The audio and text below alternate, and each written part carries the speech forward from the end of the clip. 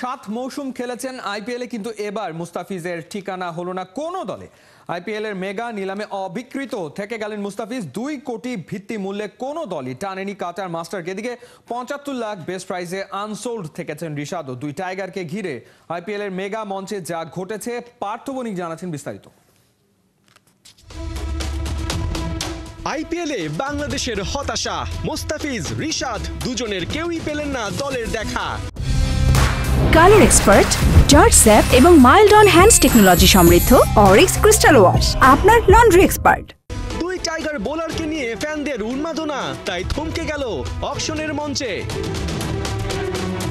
কিন্তু এই আইপিএলেই তো মুস্তাফিজ কাটিয়েছেন 7 মৌসুম, অথচ এবারের মেগা নিলামে করতে পারলেন না হুলস্থুল। মেগা অকশনের মঞ্চে মাত্র 40 সেকেন্ড স্থায়ী হলো মুস্তাফিজের নাম। না নতুন না পুরাতন কোনো দলই দেখালো না কাটার মাস্টারের ওপর আগ্রহ। মুস্তাফিজ থেকে গেলেন অবিকৃত।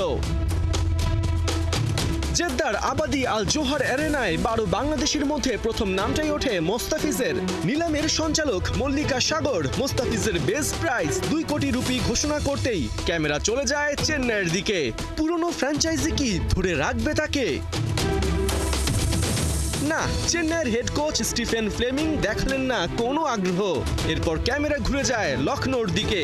জহির খানও নীরব মুস্তাফিজকে নিয়ে। শেষ পর্যন্ত কোনো দল আগ্রহ না দেখানোয় 2025 আইপিএল থেকে বঞ্চিত থেকে যান মুস্তাফিজ।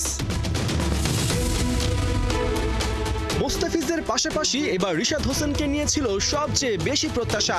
কানাডার গ্লোবাল টি20, জিম আফ্রো টি10 এর পর সম্প্রতি বিগ ব্যাশেও দল পেয়েছেন এই টাইগার লেগি। আশা ছিল আইপিএলেও হয়তো তার দিকে নজর দেবে 10 ফ্র্যাঞ্চাইজি, কিন্তু 10 দল তো দূর, কারোই রিশাদের প্রতি ছিল না কোনো ইন্টারেস্ট।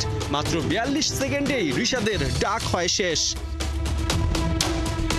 অকশনে রিশাদের নাম উঠতেই ক্যামেরা ঘুরে গুজরাট টাইটান্সের দিকে, কিন্তু আশিস নেহরার সাথে পরামর্শে দলটি আর এগোয়নি। একই অবস্থা পাঞ্জাব আর লখনৌর। আর এভাবেই শেষ হয় 2025 আইপিএলে রিশাদকে দেখার আশা। পার্থ বণিক, 71।